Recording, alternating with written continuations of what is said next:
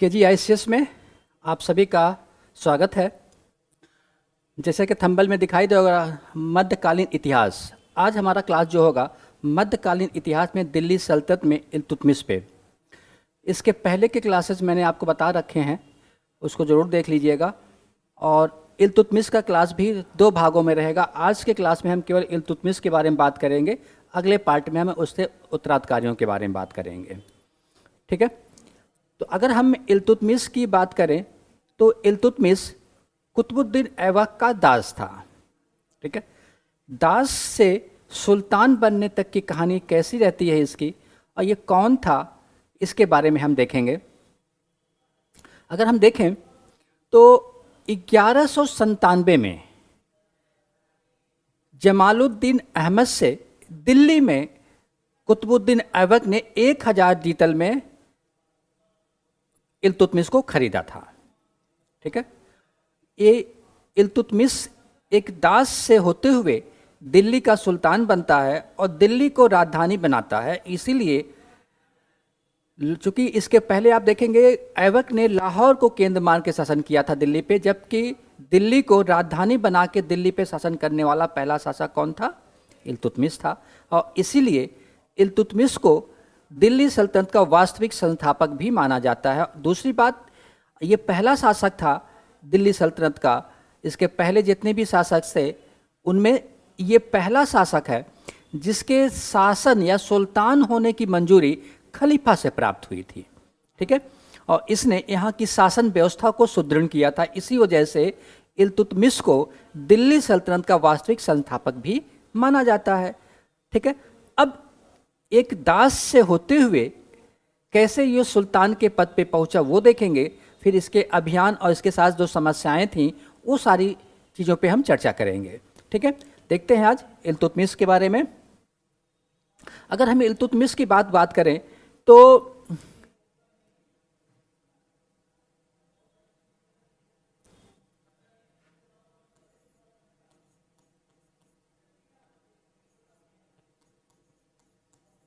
इल्तुतमिश, अगर इसके बारे में बात करें तो ये 1211 से 1236 तक शासन करता है। ठीक है, 1211 से 1236 तक शासन करता है। अब ये किस वंश का था इसके बारे में देखें तो अक्सर यह शमसी वंश या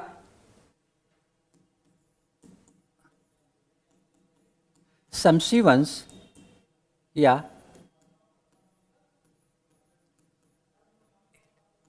इलबारी वंश के नाम से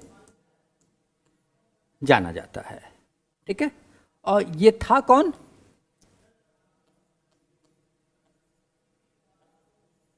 ऐबक का दास। ठीक है, और देखें इस घर तो सर्वप्रथम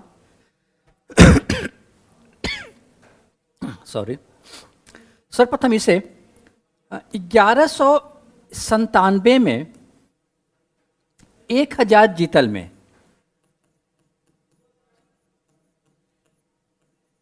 1000 जीतल में दिल्ली में या दिल्ली में जलालुद्दीन अहमद से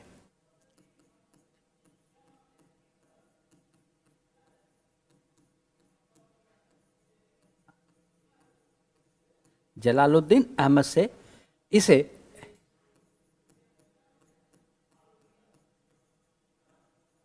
ऐबक ने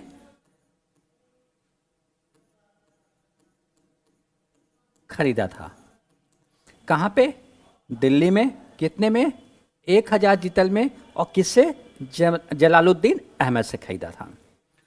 अब यहां से ये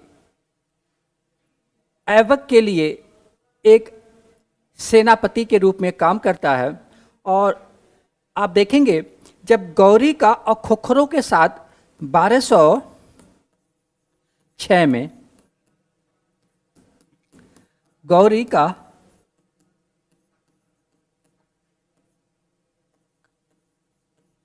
खोखरों के विरुद्ध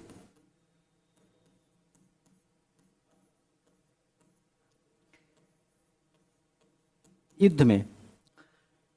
ऐबक के साथ इल्तुतमिश भी इस युद्ध में शामिल था और इल्तुतमिश के बहादुरी से लड़ते हुए देखकर या इल्तुतमिश की बहादुरी से प्रसन्न होकर गौरी ने ऐबक से कहा कि इल्तुतमिश को इसकी दास्ता से मुक्त कर दिया जाए। तो इस तरह अगर हम देखें तो खोखरों के साथ युद्ध के समय 1206 में गौरी के कहने पे ऐबक ने इल्तुतमिश को दास्ता से मुक्त कर दिया था। तो ये दास्ता से मुक्त कब होता है?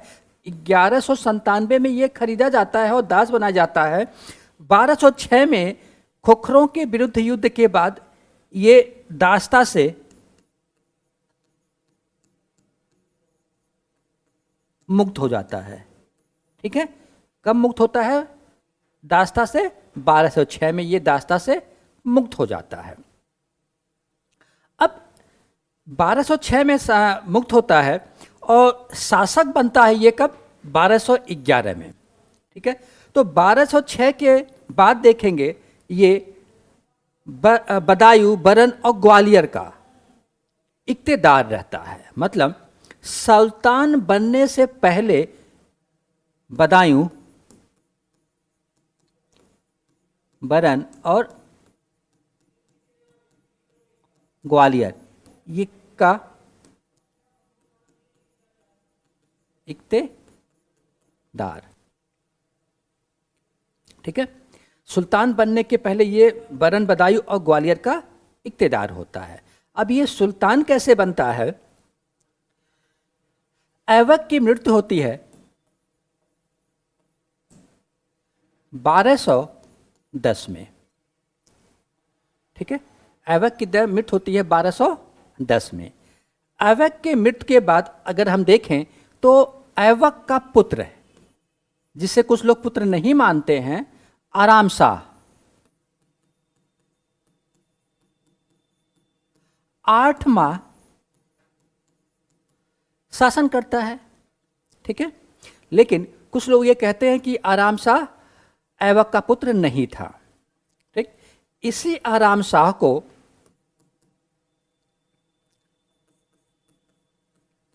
युद्ध के मैदान में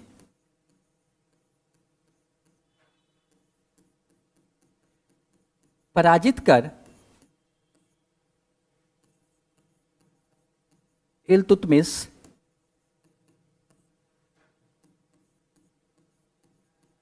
दिल्ली का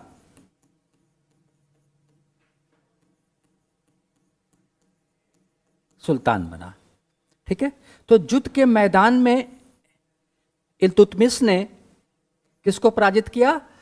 ऐबक के पुत्र आराम शाह को पराजित किया और दिल्ली का सुल्तान बनता है। और इस तरह 1211 से 1236 तक ये दिल्ली का सुल्तान रहा।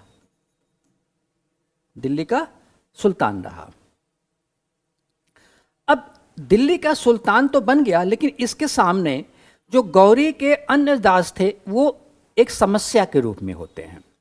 ठीक है, उसको भी देखेंगे। लेकिन जब ये सुल्तान बना तो मैंने आपको बताया ये दिल्ली का पहला सुल्तान था जिसके पद की मंजूरी खलीफा से प्राप्त हुई थी। ठीक है, तो उस समय जो अब्बासी खलीफा थे मुस्तासिर बिल्लाह। ठीक है, तो अगर हम देखें तो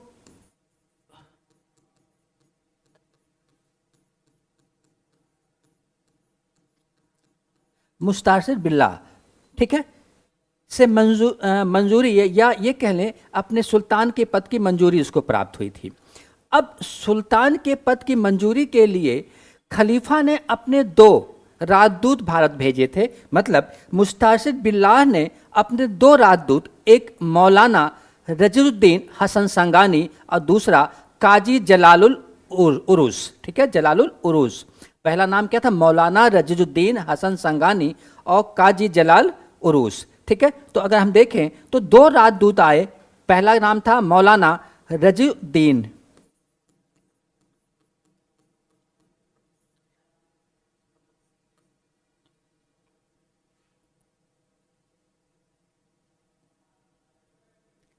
मौलाना रजीउद्दीन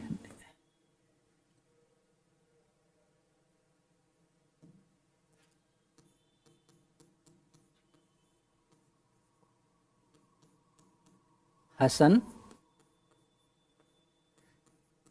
संगानी, ठीक है। जबकि दूसरा जो राजदूत था उसका नाम था मौलाना काजी जलाल उरूस या काजी जलाल उरूस, काजी जलाल उरूस, ठीक है। ये दो राजदूत थे जो खलीफा के या खलीफा ने इसको भारत भेजा था, ठीक है। इन दोनों ने ही इल्तुतमिश के सुल्तान बनने की जो पद थी उसको मंजूरी दी थी, ठीक। अब बात आती है कि सुल्तान बनने के बाद इसके साथ समस्या क्या आई, क्योंकि गौरी के जो वरिष्ठम दास थे वो सब भी इसके समकक्ष थे, और सबसे बड़ी समस्या जो एल्दोज था जो गजनी का शासक है, और कुबाचा, ठीक है। कुबाचा इस समय सिंध पे गवर्नर के रूप में कार्य कर रहा था, जबकि एल्दोज गजनी का शासक के रूप में कार्य कर रहा था। ये दोनों इसके लिए बड़ी समस्या थी सुल्तान बनने के बाद। अब हम देखते हैं इन दोनों का क्या होता है, क्योंकि एल्दोज मध्य एशिया में मांग बर्नी से पराजित हो जाता है। अब मध्य एशिया में एल्दोज जब पराजित होता है तो वो भाग के दिल्ली आता है, और गौरी का वरिष्ठम दास होने के नाते दिल्ली के गद्दी पे अपना अधिकार जताता है या अपना प्रथम अधिकार बताता है। अब चूंकि ये दिल्ली में आ चुका है और दिल्ली में शासन इस समय इल्तुतमिश का है, तो इल्तुतमिश और इसके बीच में तराइन का तृतीय युद्ध होता है 1215 में, जिस युद्ध में माघबर्नी पराजित हो जाता है, और इस तरह माघबर्नी से इल्तुतमिश को छुटकारा मिलता है, ठीक है। तो पहले हम समस्या देख लेते हैं, फिर उसके बाद आगे बात करेंगे कि इल्तुतमिश के सामने जो समस्या थी वो दो लोगों की थी। पहला एल्दोज और दूसरा कुबाचा। एल्दोज की बात करें तो ये गजनी का शासक था, जबकि कुबाचा इस समय सिंध का गवर्नर था। मध्य एशिया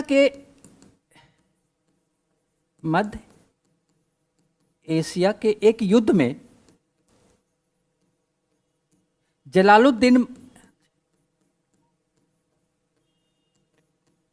मांग बर्नी, ये मांग बर्नी ख्वारिज्म का सुल्तान था। कौन था ये?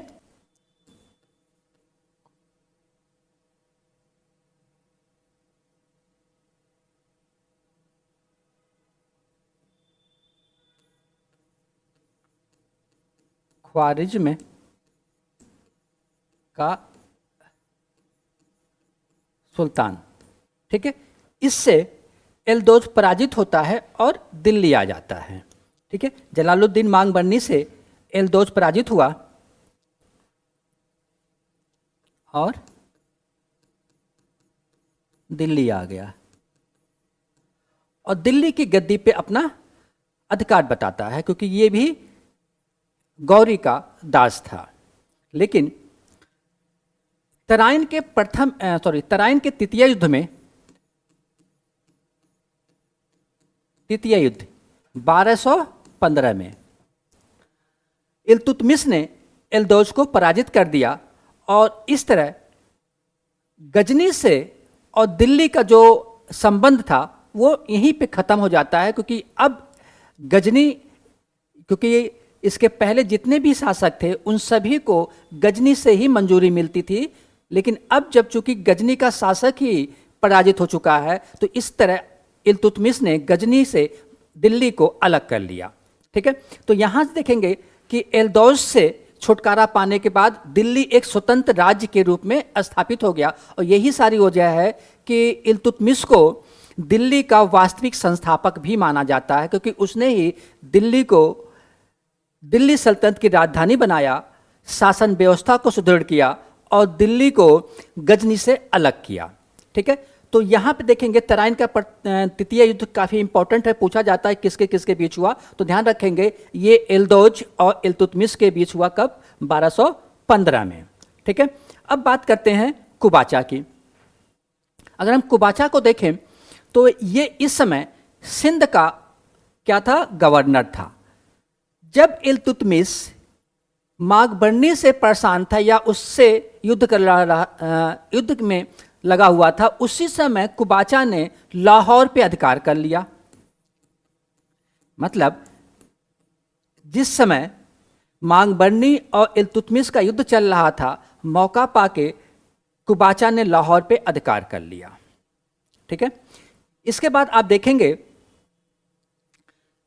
इल्तुतमिश ने कुबाचा को मंसूरा के युद्ध में पराजित किया, लेकिन इसका पीछा नहीं करता है, केवल इसको पराजित करके लाहौर और सिंध को अपने अधिकार में ले लेता है। ठीक है, तो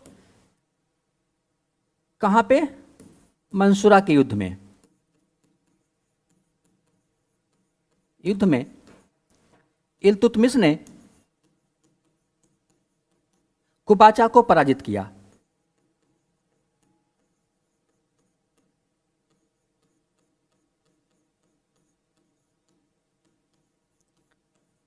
ठीक, अब बात आती है कि इसके बाद कुबाचा का क्या हुआ। लेकिन जैसे ही इल्तुतमिश वापस आता है, कुबाचा ने दोबारा विद्रोह करना शुरू कर दिया। इसीलिए 1227 में आप देखेंगे इल्तुतमिश ने सिंध पे दोबारा आक्रमण किया और मुल्तान सिंध पे अधिकार करते हुए कुबाचा के सभी क्षेत्रों पे अधिकार कर लेता है और कुबाचा का पीछा करता है। कुबाचा अपनी जान बचाने के लिए सिंध नदी में कूदता है और वहीं पे डूब के इसकी मृत्यु हो जाती है। तो इस तरह सिंध का जो गवर्नर है कुबाचा, उससे भी इल्तुतमिश को छुटकारा पा जाता है। तो अगला पॉइंट दो लाइन नोट करेंगे कि 1227 में इल्तुतमिश ने कुबाचा पे या कुबाचा के राज्य पे दोबारा आक्रमण किया और मुल्तान और सिंध पे अधिकार कर लिया। ठीक है, 1227 में मुल्तान और सिंध पर अधिकार कर लिया। कुबाचा अपनी जान बचाने के लिए सिंध नदी में कूदा और डूब के वहीं पे इसकी मृत्यु हो जाती है। ठीक है, तो 1227 में कुबाचा से भी इल्तुतमिश को छुटकारा मिल गया। अब बात, एक क्वेश्चन कई बार पूछा जाता है कि इस युद्ध में या कुबाचा के प्रति किस सूफी संत ने इल्तुतमिश की सहायता की थी। तो बहाउद्दीन जकरिया का नाम याद कर लेंगे। बहाउद्दीन जकरिया ये सूफी संत थे जिन्होंने कुबाचा के प्रति इल्तुतमिश की सहायता की थी। ठीक है, तो यहां तक आप ध्यान रखेंगे कि समस्या के रूप में जो दो एल्दौज और कुबाचा थे, इनसे छुटकारा इसने पा लिया। और कुबाचा के विरुद्ध जब ये लड़ रहा था, उस समय बहाउद्दीन जकरिया ने इसकी सहायता की थी। ठीक है, अब बात आती है कि इसके बाद इसने अपने विजय अभियानों को जारी रखा कि नहीं रखा। लेकिन यहीं पे एक और पॉइंट आपको बनता है कि चंगेज खां भी इसी के काल में, या ये कह लें पहला मंगोल जो भारत की सीमा पे आया वो चंगेज खां आया। और किसके काल में आया? इल्तुतमिश के काल में ही आया। ठीक है, अब ये चंगेज खां कैसे आया था, क्यों आया था, इस पे थोड़ा सा हम देख लेते हैं कि क्यों आया था। अभी मैंने बताया कि ख्वारिज्म का जो सुल्तान है मांगबरनी, इसी का पीछा करते हुए चंगेज खां भारत के सीमा पे आया था। ठीक है, लेकिन चूंकि चंगेज खां के कहने पे इल्तुतमिश ने मांगबरनी की सहायता नहीं की और उसे अपने सीमा में घुसने नहीं दिया, इसलिए चंगेज खां केवल भारत की सीमा से ही वापस चला जाता है। तो ध्यान रखेंगे, भारत की सीमा पे आने वाला पहला जो मंगोल है वो चंगेज खां है, और किसके काल में आ रहा है? वो इल्तुतमिश के काल में आ रहा है, और किसका पीछा करते हुए? ख्वारिज्म के सुल्तान जलालुद्दीन मांगबरनी का पीछा करते हुए आ रहा है। ठीक है, तो इसका पीछा करते हुए आता है, और देखेंगे वहीं से ये वापस चला जाता है, इसलिए इसके भारतीय सीमा में प्रवेश नहीं करता है। तो अलाउद्दीन मांगबरनी का पीछा करते हुए आता है और वहीं से वापस वो चला गया। ठीक है, तो यहां तक ध्यान रखिए। तो अगर चंगेज खां के बारे में कोई पॉइंट लिखना होगा तो बस इतना लिखेंगे कि चंगेज खां पहला मंगोल था जो भारत की सीमा पर आया। और ये क्यों आया था? ये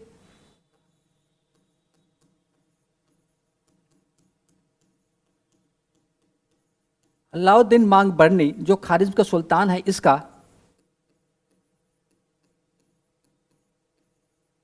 पीछा करते हुए आया था।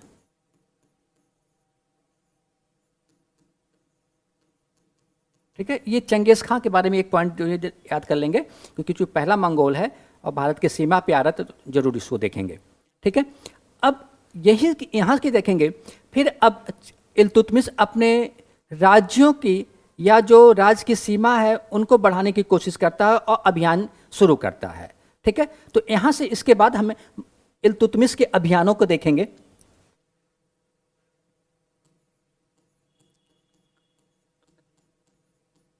इल्तुतमिश के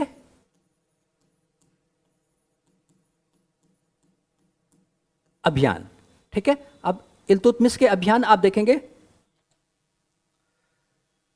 अगर इसके अभियानों की बात हम कर लें तो हम इसको अभियानों को 3 भाग में बांट के देखते हैं। ठीक है, पहला बंगाल, दूसरा राजपूतों के खिलाफ संघर्ष, और तीसरा गंगा घाटी में अभियान।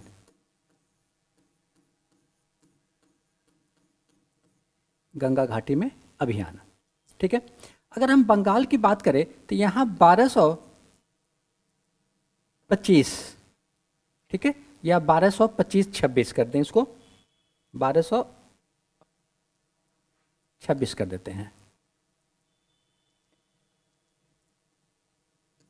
26 से शुरू होता है। ठीक है, अगर बंगाल की बात करें तो यहाँ पे हुसामुद्दीन एवज खिलजी, ठीक है, क्या नाम था?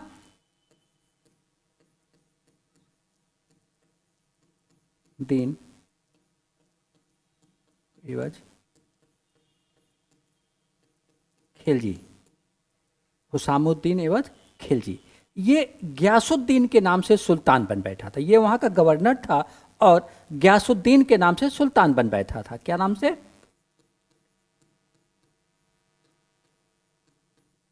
गयासुद्दीन के नाम से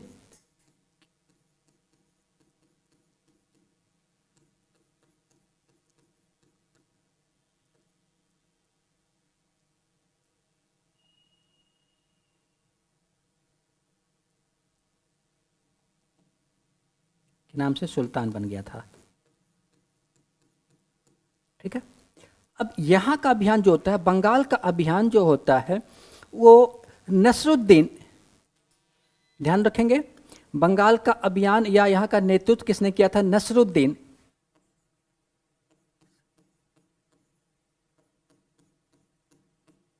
नसरुद्दीन महमूद ने।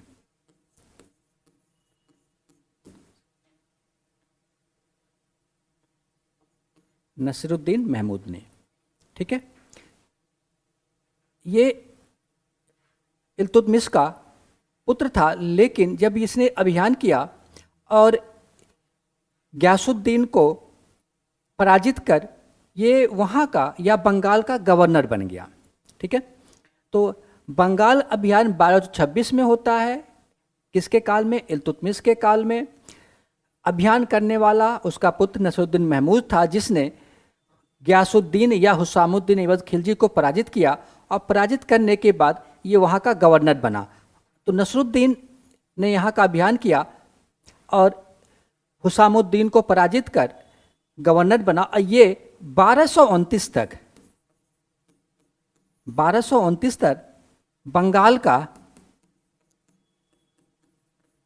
गवर्नर रहा, क्योंकि 1229 में आप देखेंगे नसरुद्दीन की मृत्यु हो जाती है। ठीक है, तो 1229 में इसकी अपने मृत्यु तक ये बंगाल का गवर्नर रहता है। तो बंगाल का अभियान शुरू कब हुआ, या बंगाल का अभियान किसके काल में हुआ था? इल्तुतमिश के काल में हुआ। किसने किया था? उसके पुत्र नसरुद्दीन महमूद ने किया, और 1229 तक वहाँ का गवर्नर बना रहता है। ठीक है, अब सबसे इंपॉर्टेंट इसका जो अभियान था वो राजपूतों के खिलाफ था, या राजपूतों के प्रति था। राजपूतों के प्रति जो अभियान होता है वो भी 1226 में होता है। ठीक है, और पहला अभियान इसका रणथंभौर। ठीक है, पहला अभियान कहां पे होता है?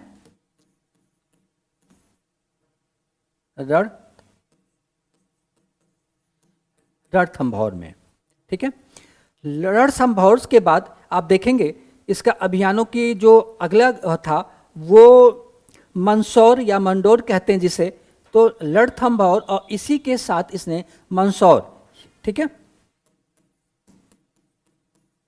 का अभियान किया था। ठीक, इस अभियान में देखेंगे इसने इन दोनों को जीत के अपने अधीन कर लिया था। तो अक्सर पूछा जाता कि इल्तुतमिश ने राजपूतों के खिलाफ अपने अभियानों की शुरुआत कहां से किया था? तो वो रणथंभौर से किया था। कब? 1226 से। ठीक है, इसका सबसे इंपॉर्टेंट जो अभियान था वो ग्वालियर अभियान था। ठीक है, इसके बाद ये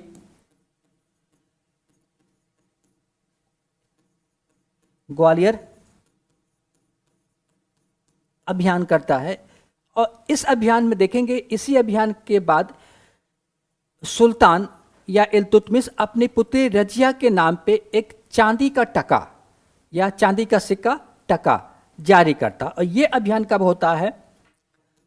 1231 में। ग्वालियर अभियान 1231 में, और इसी अभियान के उपलक्ष्य में इसने अपनी पुत्री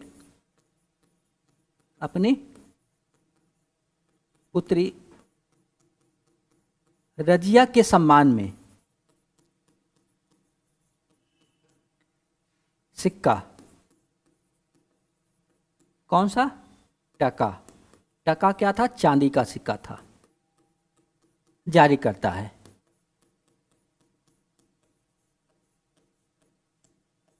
तो ध्यान रखेंगे किस अभियान के उपलक्ष्य में इल्तुतमिश ने अपनी पुत्री रजिया के सम्मान में चांदी का टका जारी किया था? तो वो ग्वालियर अभियान के समय। कब? 1231 में। ठीक है, ये जरूर याद रखेंगे कि 1231 में ग्वालियर अभियान के समय ही इल्तुतमिश ने अपनी पुत्री रजिया के सम्मान में चांदी का टका जारी किया था। ठीक है, ये अभियान था इसके सबसे महत्वपूर्ण अभियान। अब गंगा घाटी की बात कर लें तो गंगा घाटी का अभियान भी नसरुद्दीन महमूद के किया, और नसरुद्दीन महमूद ने गंगा घाटी में अभियान किया और बनारस, कन्नौज और बदायूं, ठीक है, इन सभी को जीत लिया। कौन कौन सा? अगर हम गंगा घाटी की बात करें, यहां लिख देते हैं कि गंगा घाटी का अभियान किसने किया था? नसरुद्दीन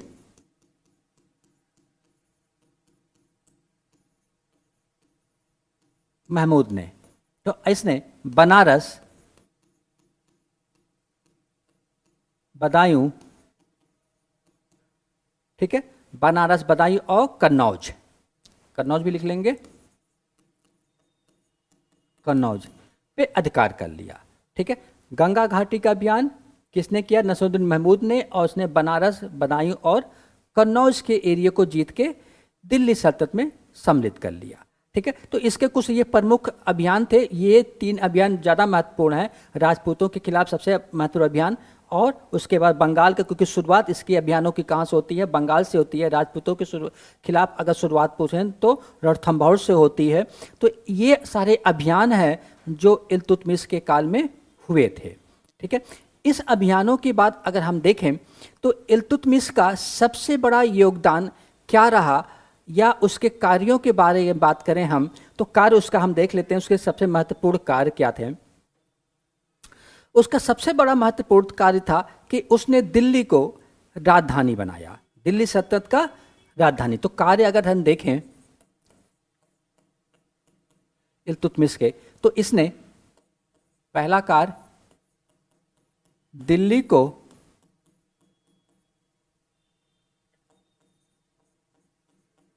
राजधानी बनाया, ठीक है। दूसरा,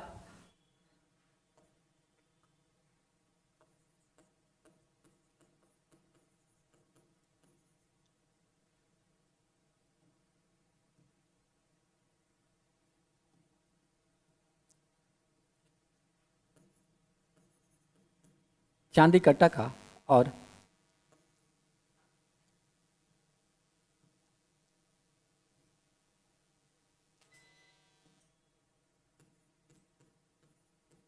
तांबे का जीतल जारी किया। ये दो सिक्के, चांदी का टका और तांबे का जीतल जारी किया, ठीक है। अब इसके अलावा अगर हम देखें तो दल चालीसा,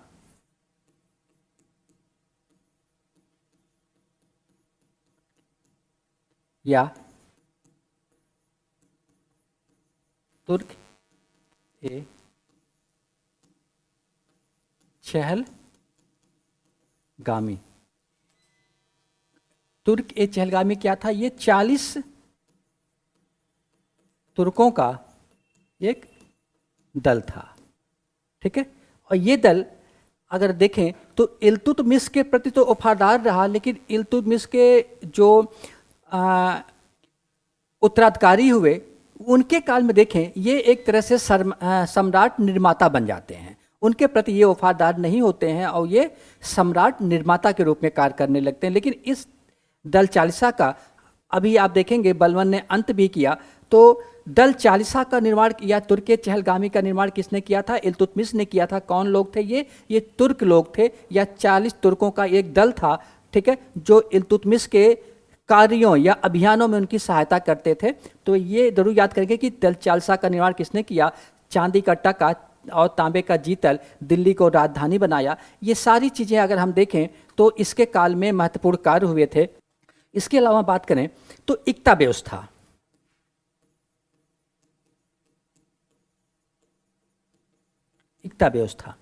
इक्ता व्यवस्था को सुदृढ़ करने का कार्य भी इसने किया था। जबकि इक्ता व्यवस्था को, यह व्यवस्था गौरी ने भारत में लाया था, गौरी ने भारत में लाया था, लेकिन इसको सुदृढ़ करने का कार्य किसने किया था? इल्तुतमिश ने किया। साथ में देखेंगे ये शुद्ध अरबी प्रकार के सिक्के जारी किया था। ये कह लें शुद्ध अरबी प्रकार के सिक्के जारी करने वाला यही था, शुद्ध अरबी प्रकार के सिक्के जारी किया, शुद्ध अरबी प्रकार के सिक्के इसने जारी किए। और अगर हम चांदी के टका और तांबे के जीतल के अनुपात की बात कर लें तो कई बार पूछा गया कि इनके बीच में क्या अनुपात था। जो चांदी का टका और तांबे का जीतल, ये जीतल और 1/48 का अनुपात था इनके बीच में, ठीक है। ये ध्यान रखेंगे कि चांदी के टका और तांबे के जीतल में कितने का अनुपात था? 1/48 का अनुपात था इनके बीच में। इक्ता व्यवस्था इसने जारी किया, या ये कह लें इक्ता व्यवस्था को सुदृढ़ किया। जारी करने वाला तो या भारत लाने वाला तो गौरी था, लेकिन शुद्ध अरबी प्रकार के सिक्के सबसे पहले इसने ही जारी किया, ठीक है। अब देखते हैं कि इसका अंतिम अभियान जो होता है, या ये कह लें कि इल्तुतमिश का अंतिम अभियान, यहाँ कर देते हैं अंतिम अभियान खोखरों के विरुद्ध 1235 में होता है, ठीक है। और इसी के बाद देखेंगे इल्तुतमिश की मृत्यु हो जाती है। तो इल्तुतमिश का अंतिम अभियान किसके खिलाफ होता है? खोखरों के विरुद्ध, ठीक है। और 1236 में इसकी मृत्यु हो जाती है। तो अंतिम विजय इसकी खोखरों की थी। और इसके अभियानों में देखेंगे तो सबसे महत्वपूर्ण अभियान ग्वालियर अभियान, या ये कह रहे हैं रणथंभौर अभियान, या जो राजपूतों के खिलाफ था वो अभियान सबसे महत्वपूर्ण होता है। ठीक है, चंगेज़ खां इसी के काल में भारत आता है, भारत की सीमा पे आता है। तो ये सारा पॉइंट आप ध्यान रखेंगे। और चांदी का टका, तांबे का जीतल, ये सब इसी के काल में जारी होते हैं। तो ये सारे इंपॉर्टेंट चीज़ें हैं जो आप जारी एक बार देखेंगे, और इस वीडियो को जितनी बार हो सके देख के आप इन सारी चीज़ों को अपने नोट्स में बना रखते हैं। ठीक है, तो अगला क्लास जो होगा वो इल्तुतमिश के उत्तराधिकारियों को लेकर होगा। ठीक है, तो अगला क्लास इल्तुतमिश के अधिकारियों का वो कल होगा। आज के लिए बस इतना ही, लेकिन इसको एक बार ज़रूर आप ध्यान से देखेंगे। ये सारे क्लास बहुत ही इंपॉर्टेंट रहे। धन्यवाद।